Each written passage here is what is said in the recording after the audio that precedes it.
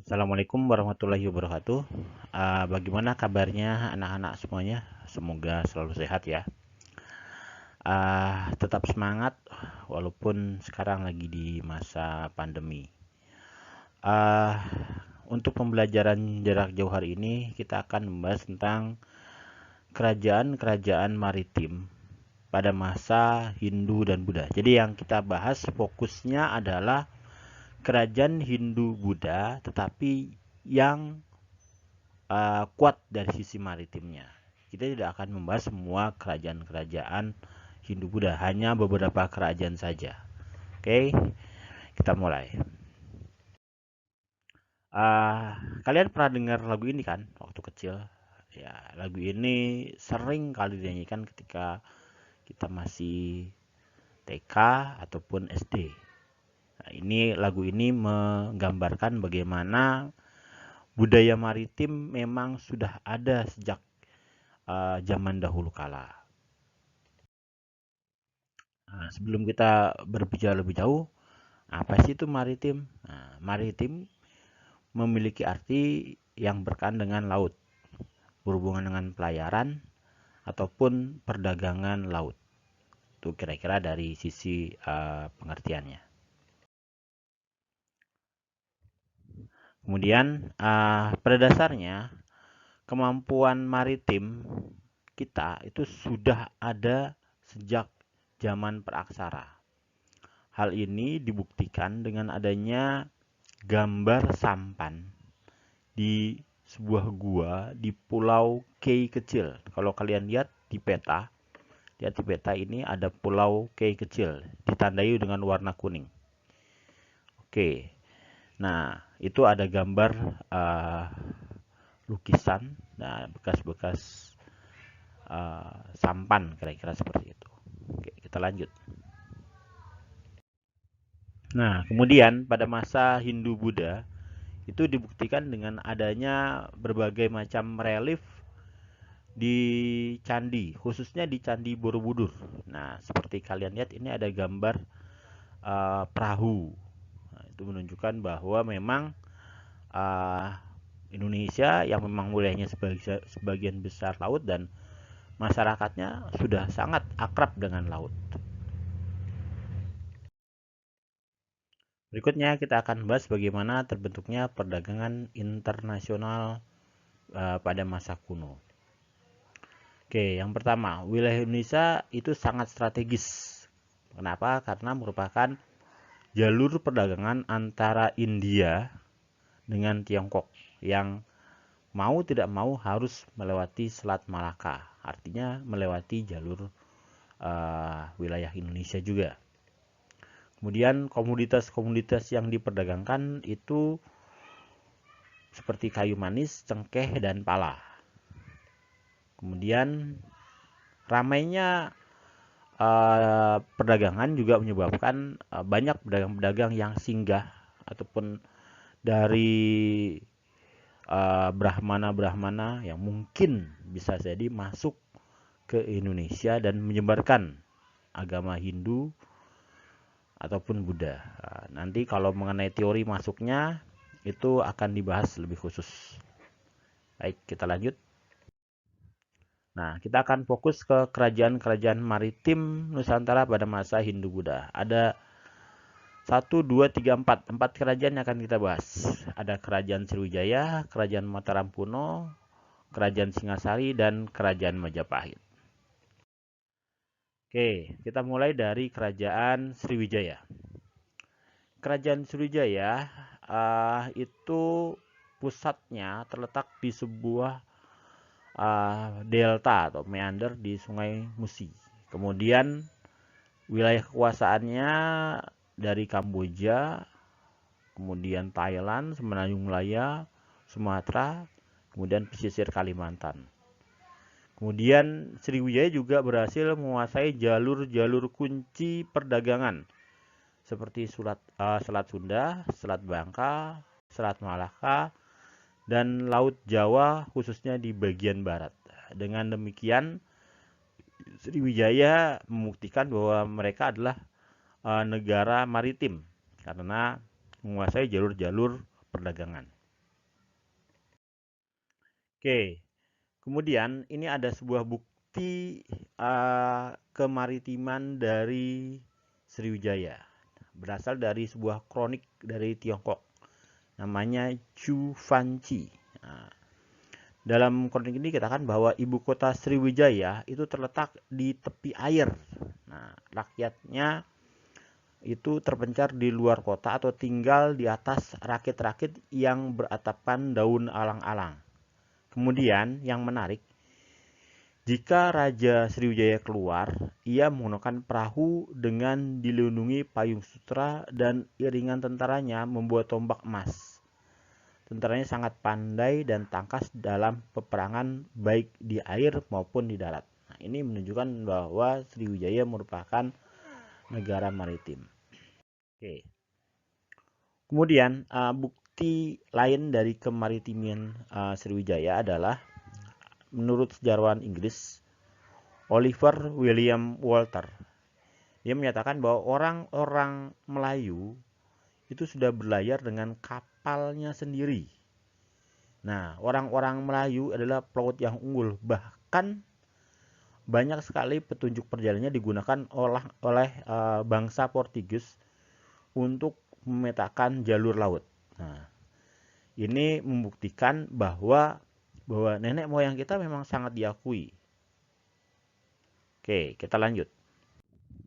Nah, kemudian dengan sebegitu banyak bukti-bukti kemaritiman menyebabkan kerajaan Sriwijaya itu dapat berkembang dengan cepat.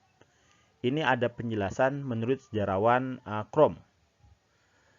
Beliau menyatakan bahwa kenapa kok Sriwijaya bisa berkembang. Yang pertama, letak geografi pelabuhannya cocok untuk persinggahan pelayaran dari India ke Tiongkok ataupun sebaliknya. Kemudian pelabuhan Sriwijaya menjadi pusat perdagangan para pedagang Tiongkok maupun pedagang India. Jadi pedagang Tiongkok atau India masih singgah ke Sriwijaya. Kemudian pusat perdagangan barang-barang lokal untuk dikirim ke Tiongkok ataupun India. Nah, dan terakhir Sriwijaya menjadi pusat pendidikan agama Buddha terbesar di Asia Tenggara. Nah, kemudian Ising dalam bukunya yang berjudul Tatang Ishu Ku Fao Kau Seng Chuan. Nah, itu menjelaskan bahwa Sriwijaya itu memiliki 1000 orang biksu Buddha. Jadi Ising ini sebenarnya seorang pendeta Buddha yang beberapa kali singgah di Sriwijaya. Nah, dia menceritakan bahwa di Sriwijaya itu banyak bisu-bisu Buddha. Nah, kemudian Sriwijaya juga memiliki perguruan tinggi yang beragam Buddha yang sangat baik. Kemudian para biksu ini menempuh pendidikan di Sriwijaya terlebih dahulu kurang lebih 3 bulan. Baru kalau mau pergi ke India maka ibaratnya belajar tentang agama Buddha di Sriwijaya dulu lah sebelum pergi ke India. Dan para biksu itu sering kali menggunakan kapal-kapal Sriwijaya untuk menempuh perjalanannya ke India. Jadi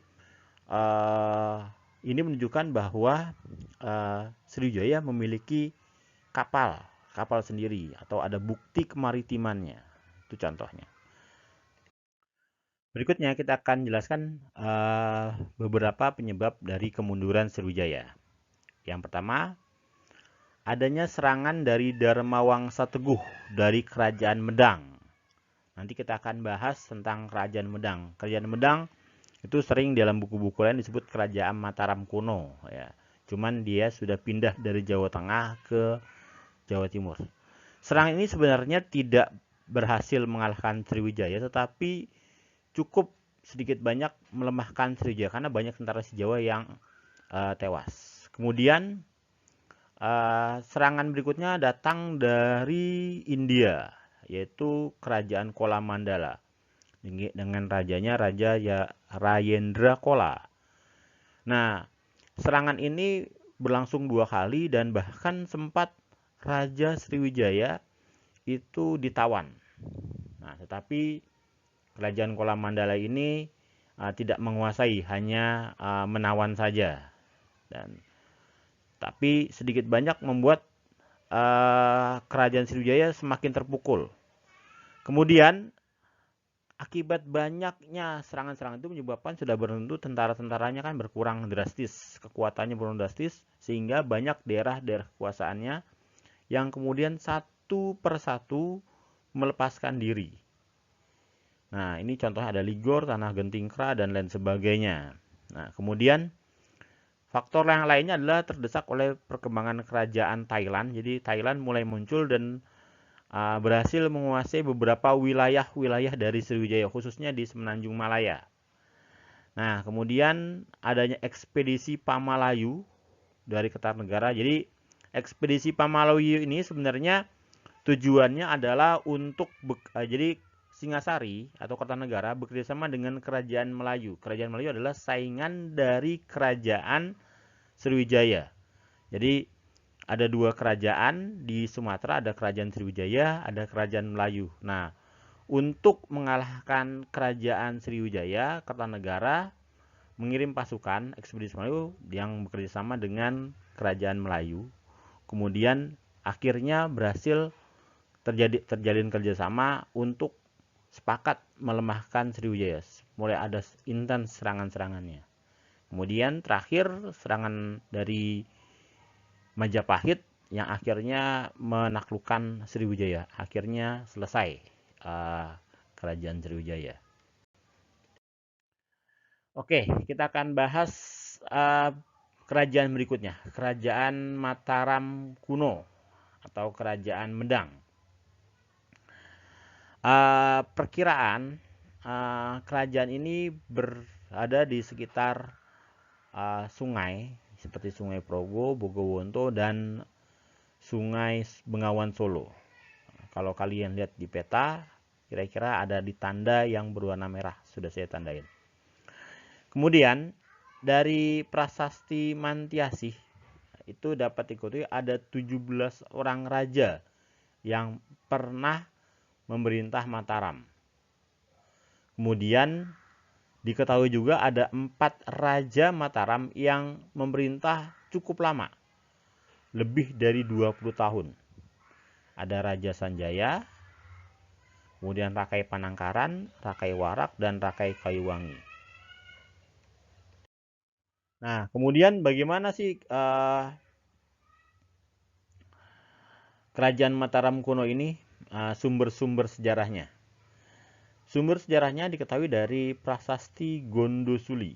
Ya, menceritakan bagaimana nahkoda kapal itu banyak yang menggunakan bahasa Melayu, kemudian memberikan persembahan untuk bangunan suci. Nah, nahkoda kapal ini dari Melayu berlabuh ke pelabuhan di Jawa Tengah, kemudian mereka melakukan aktivitas di sini, perdagangan.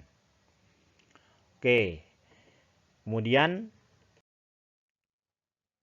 bukti kemaritimannya terdapat dari Prasasti Sojomorto. Prasasti ini tidak ada angka tahunnya, tapi diperkirakan berasal dari abad ke-7. Menggunakan huruf Palawa dan bahasa Melayu kuno. Nah, dalam prasasti ini menunjukkan adanya hubungan dagang antara Jawa dan Sumatera. Kemudian pelabuhan-pelabuhan utamanya dari kerajaan ini ada Cirebon, Jepara, Tegal, Pekalongan, Brebes, Tuban, dan Semarang. Kemudian ada bukti yang lainnya adalah ditemukannya arca Siwa di Tegal dan di Brebes yang diperkirakan berasal dari abad ke-9 dan ke-10. Nah, bukti-bukti lain yaitu adalah prasasti Sangsang. Ya, di prasasti ini menyebutkan kalimat perahu sebagai sarana angkutan. Kemudian ada prasasti Kamalgian. Ini menyebutkan ada nahkoda dan pedagang besar yang memiliki kapal dagang berkapasitas hingga 150 ton. Oke, kemudian, nah ini yang berhubungan dengan materi di Kerajaan Sriwijaya tadi. Pada 990 Masehi, Raja Medang yaitu Dharma Wangsa, dia berniat menjadi penguasa perdagangan di Nusantara. Waktu itu ada saingannya yaitu Kerajaan Sriwijaya. Maka kemudian Raja Dharmawangsa menyerang Sriwijaya. Nah, serangan itu tidak berhasil, tapi cukup melemahkan. Nah, Sriwijaya kemudian mencari cara untuk membalas dendam.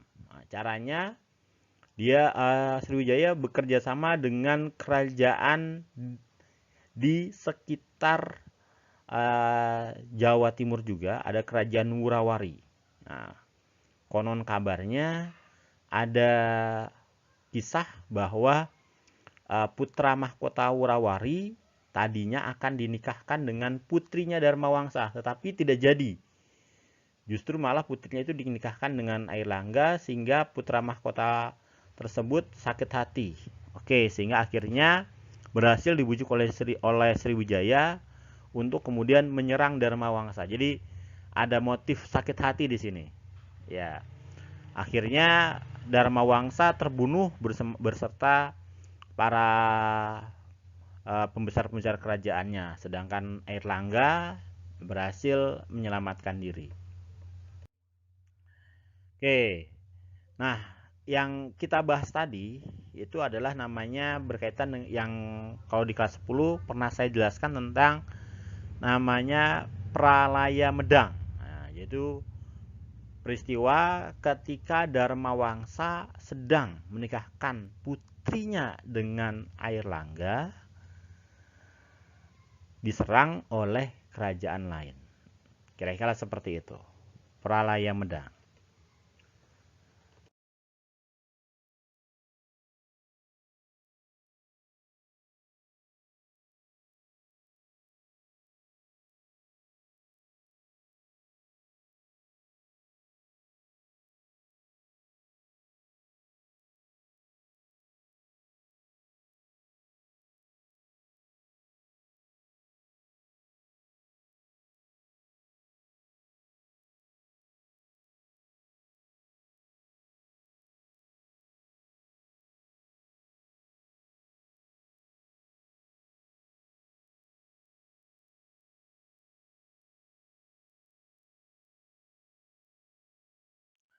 Oke, pasca Pralaya tersebut, Airlangga dan pengikutnya Narotama berhasil lolos. Nah, kemudian Airlangga perlahan tapi pasti berhasil menaklukkan kembali musuh-musuhnya dan membangun kembali kerajaan Medang. Dan sehingga akhirnya beliau bisa menjadi raja di Medang dan bahkan wilayah kekuasaannya membentang dari Pasuruan Madiun sampai ke Jawa Tengah. Nah, ini ada beberapa kebijakan Airlangga untuk mensejahterakan rakyatnya. Yang pertama ada membangun bendungan Waringin Sapta, ini untuk pengairan. Kemudian memperbaiki pelabuhan Hujung Galuh dekat Surabaya dan membangun kembali pelabuhan Kembang Putih dekat Tuban sebagai pelabuhan internasional. Ini menunjukkan bahwa kerajaan Medang adalah atau Mataram kuno adalah kerajaan yang bercorak maritim. Kemudian membangun jalan-jalan yang hubungan pesisir dan pusat kerajaan. Oke, itu tentang kerajaan Airlangga. Untuk bagaimana akhirnya, kalian sudah pernah ingat bahwa akhirnya Airlangga terpaksa membelah kerajaannya menjadi dua. Nah, kira-kira seperti itu. Oke, baik, kita akan lanjut ke kerajaan yang lain. Kerajaan berikutnya yang akan kita bahas adalah Kerajaan Singasari. Nah, Kerajaan Singasari ini berdiri dari berbagai macam intrik. Nah, kalian pasti ingat di kelas 10 kita pernah membahas bagaimana ada konflik antara Ken Arok yang jatuh cinta dengan Ken Dedes. Kemudian sementara Ken Dedes sudah merupakan istri dari Tunggul Ametung. Nah, kemudian akhirnya terjadi berbagai macam intrik. Ada Kris Empu Gandring di situ. Kemudian ada banyak korban. Nah, itu Saya tidak akan bahas ke situ karena kita memang fokusnya di kerajaan maritim. Nah, kemudian singkat cerita dari Ken Arok kemudian jadi Anusapati, itu ada bunuh-bunuhan, kemudian habis Anusapati ada Tohjaya, kemudian ada Ranggawuni, nah baru kemudian ada Kertanegara. Nah, Kertanegara merupakan Raja Singasari terakhir tapi juga yang paling besar. Nah, pada masa Kertanegara ini Singasari menjadi sangat ekspansif. Ekspansif itu maksudnya dia berusaha untuk memperluas wilayahnya. Nah, punya politik namanya politik Dwipantara. Dwipa itu pulau antara luar. Jadi bagaimana politik Singasari untuk meluaskan wilayahnya keluar dari Pulau Jawa. Nah, cita-cita tersebut diwujudkan dengan pengiriman ekspedisi Pamalayu. Kalau tadi ingat di kerajaan Sriwijaya ada ekspedisi Pamalayu. Jadi Kertanegara melihat saingannya waktu itu adalah kerajaan Sriwijaya. Nah, kerajaan Sriwijaya di Sumatera dia nggak sendirian sebenarnya, ada kerajaan bawahannya itu kerajaan Melayu. Nah, kemudian Kertanegara mengirimkan ekspedisi untuk bekerja sama dengan kerajaan Melayu dalam mengalahkan kerajaan Sriwijaya. Nah, kemudian untuk mewujudkan cita-cita tersebut, Singasari membentuk armada tentara baik darat maupun laut yang sangat kuat. Oke, kemudian ada yang menarik di sini. Ada hubungan antara Singasari dan Mongolia. Sekitar tahun 1289 Masehi, datang utusan dari Kaisar Kubilai Khan bernama Mengki. Nah, utusan tersebut minta supaya Kertanegara tunduk sama kekuasaan Mongol. Tetapi Kertanegara yang merasa dirinya adalah raja besar, kemudian menolak. Nah, Raja Kertanegara kemudian memotong daun telinga dari utusan si Mengki tersebut. Nah, dipotong daun telinganya. Kenapa kok daun telinga itu dianggap sebagai bahwa Kertanegara tidak mau mendengar perkataan dari Kaisar Mongol. Nah, kemudian Kaisar Kubilai Khan menganggap ini sebagai penghinaan. Kemudian akhirnya memutuskan untuk mengirim pasukan. Nah, sebelum pasukan Mongol tiba, Kertanegara sudah wafat. Kalau kalian ingat, kenapa wafat? Itu terkait dengan adanya serangan dari Jayakatwang. Siapa Jayakatwang? Jayakatwang adalah besannya Kertanegara sendiri sebenarnya. Jadi, cuman Jayakatwang itu masih ada keturunan dari kerajaan Kediri yang pernah ditaklukkan oleh Ken Arok. Ini pernah kita bahas di kelas 10. Nah, ini bagaimana keruntuhannya? Ceritanya jadi karena si Kertanegara berambisi untuk menyatukan Nusantara, sebagian besar pasukannya dikirim keluar. Nah, itu Jayakatwang, orang dalam kan, besan kan berarti orang dalam ya. Dia mengetahui, kemudian dia cari juga nih orang yang sakit hati juga. Ada namanya Arya Wiraraja. Arya Wiraraja sebenarnya adalah orang dekatnya Kertanegara juga, cuman nggak setuju dengan politik Dwipantaranya Kertanegara. Kemudian disingkirkan jadi bupati di Sumeneb. Nah, jadi kalau Jayakatwang sakit hati karena dulu leluhurnya kalah sama Ken Arok, nah Arya Wiraraja sakit hati juga karena disingkirkan oleh Kertanegara. Nah, kemudian atas saran dari Arya Wiraraja, pasukannya dibagi menjadi dua. Pasukan dari utara dan pasukan dari selatan. Pasukan utara itu merupakan pasukan pemancing. Nah, sedangkan pasukan dari selatan itu merupakan pasukan intinya. Nah, Kertanegara itu awalnya terkecoh. Nah, ini ada hubungannya juga dengan Arda Raja. Kalau kalian masih ingat, jadi seperti yang saya katakan tadi kan, Jayakatwang itu sebenarnya adalah besan. Nah, anaknya namanya Ardaraja. Nah, itulah yang menikah dengan putrinya Kertanegara. Nah, Ardaraja memberikan pesan bahwa Baginda, kita kirim pasukan ke utara. Akhirnya Kertanegara terima saran dari Ardaraja, kirim pasukan yang tersisa untuk menggempur serangan dari utara. Akibatnya ibu kota kosong. Nah, kemudian akhirnya Jaya Katuang dengan leluasa masuk ke istana dan membunuh Kertanegara. Dan berakhirlah riwayat kerajaan Singasari. Oke, selanjutnya kita akan bahas tentang kerajaan Majapahit. Kerajaan Majapahit ini didirikan oleh Raden Wijaya. Dia bisa berdiri dengan memanfaatkan kedatangan pasukan Mongol. Jadi pasukan Mongol, kalau kalian ingat tadi ada Mengki. Nah, Mengki kan dia dihina utusannya.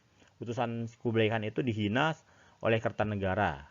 Akhirnya Raja Kublai Khan marah, kirim pasukan. Tapi pasukannya datang, Kertanegara sudah wafat.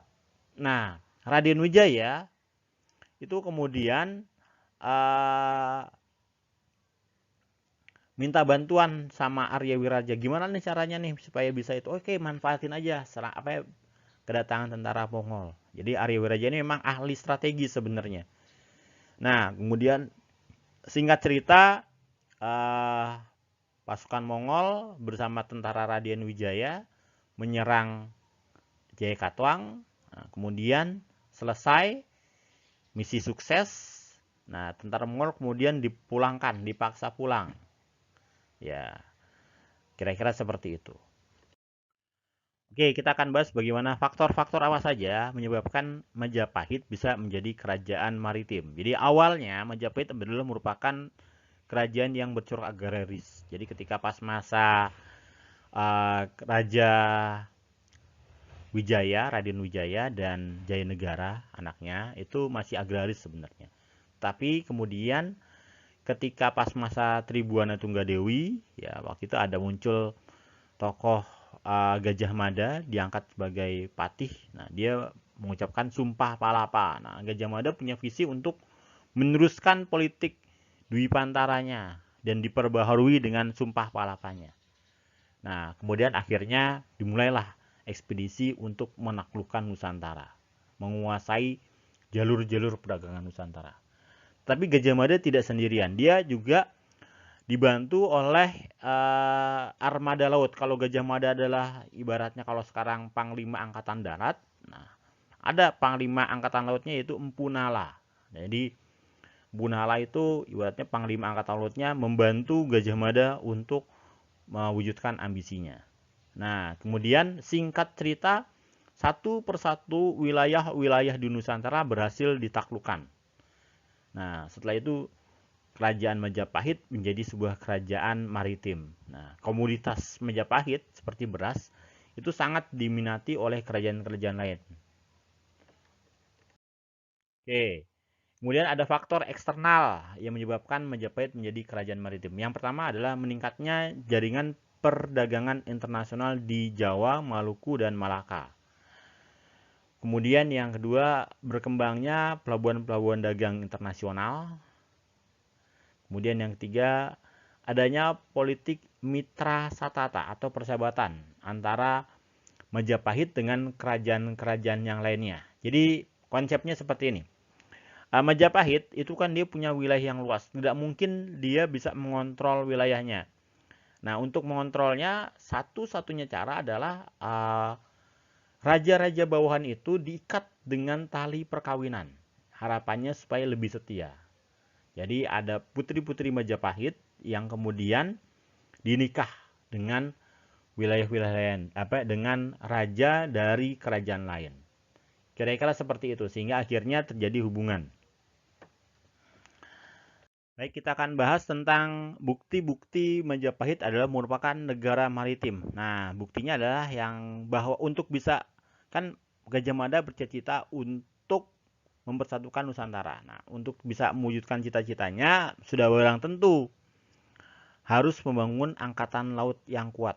Nah, Empu Nala berhasil membangun kapal-kapal Majapahit yang berukuran besar. Nah, kapal-kapal ini disebut sebagai kapal Jung Jawa. Kapal ini sangat besar, bahkan saking besarnya kapal ini, ketika pas nanti kapal dari Portugis atau Spanyol datang, itu kapal itu ibaratnya dibandingin sama kapal Jung Jawa itu bukan kapal. Jadi kapal Jung Jawa itu sangat besar. Saking besarnya, ibaratnya geladaknya kapal Jung Jawa itu lebih tinggi daripada tiang tertingginya kapal-kapal dari Eropa. Nah, kemudian setiap kapal-kapal Majapahit juga dilengkapi dengan persenjataan berupa meriam-meriam Jawa, namanya cetbang. Konon kabarnya Gajah Mada dulu pernah belajar teknik pembuatan meriam ini dari bangsa Mongol ketika datang menyerang ke Nusantara. Nah, kemudian seperti saya katakan tadi, kejayaan kapal Jung ini masih dapat disaksikan ketika Portugis sampai ke Nusantara. Jadi bisa dibandingkan. Orang catatan Portugis menyatakan bahwa kapal Jung Jawa ini sangat besar dibanding dengan kapal mereka. Oke, lanjut. Nah, bukti kemaritiman Majapahit yang berikutnya adalah ketika Portugis mencapai perairan Asia sekitar tahun 1500 itu dia menemukan bahwa di wilayah tersebut itu banyak sekali kapal-kapal milik orang Jawa. Kapal-kapal Jung itu berlayar ke sana kemari. Nah, ibaratnya bisa dan kota Malaka itu praktis itu dimiliki oleh pedagang-pedagang dari Jawa. Banyak sekali saudagar-saudagar dan nahkoda Jawa yang menetap dan mengendalikan perdagangan internasional. Nah, kemudian tukang-tukang kayu Jawa juga sangat terampil dalam membangun galangan kapal. Nah, ini ada yang menarik dalam buku Diego de Couto yang terbit tahun 1945.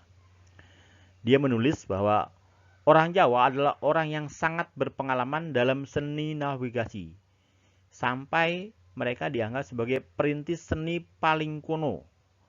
Walaupun banyak yang menunjukkan bahwa orang Cina lebih berhak atas penghargaan ini, dan menegaskan bahwa seni ini diteruskan dari mereka kepada orang Jawa. Tetapi yang pasti orang Jawa lah yang dahulu berlayar ke Tanjung Harapan dan mengadakan hubungan dengan Madagaskar, di mana sampai sekarang masih banyak dijumpai penduduk asli Madagaskar yang mengatakan bahwa mereka adalah keturunan dari orang Jawa.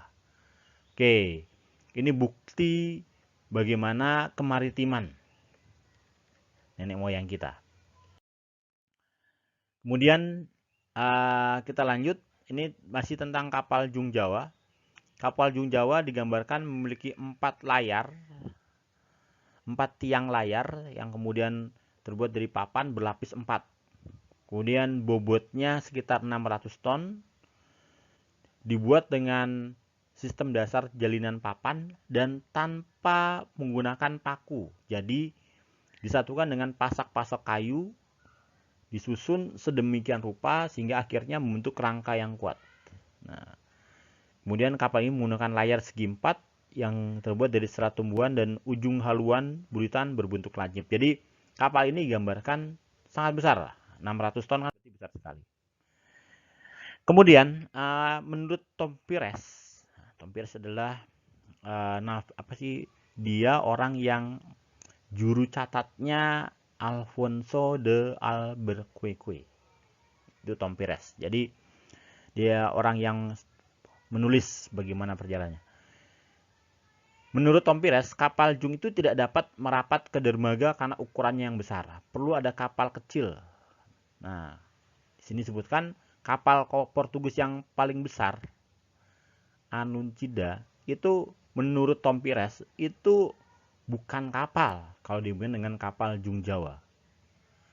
Bahkan menurut Gaspar Corella, kapal tertinggi milik Portugis, Flor de Mar, bahkan tidak sampai jembatan kapal geladaknya. Jadi artinya saking besarnya kapal Jung ini.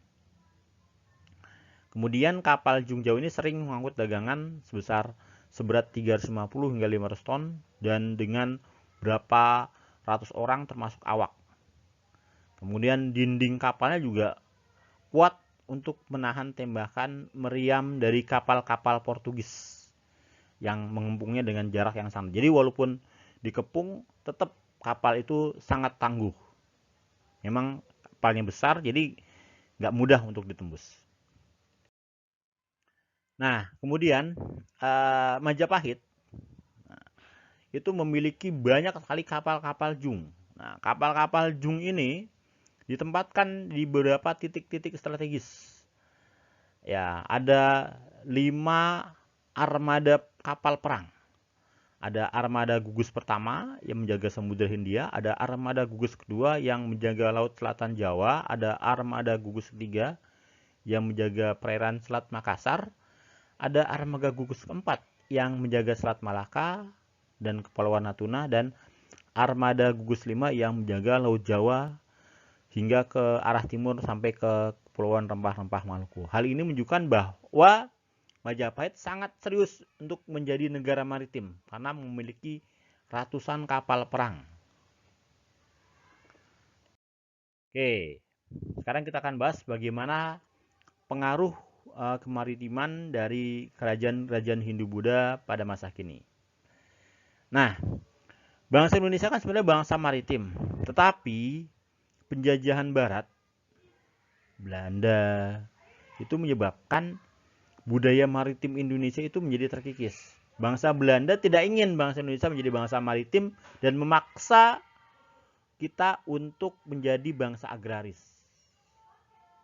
Nah, warisan dari kerajaan Majapahit yang masih ada sampai sekarang adalah semboyan Bhinneka Tunggal Ika. Berbeda-beda tetapi tetap satu. Kemudian, nah, sebagai generasi penerus, sudah barang tentu kita pengen sekali meneruskan kejayaan maritim nenek moyang kita, yaitu dengan cara mewujudkan Indonesia sebagai poros maritim dunia.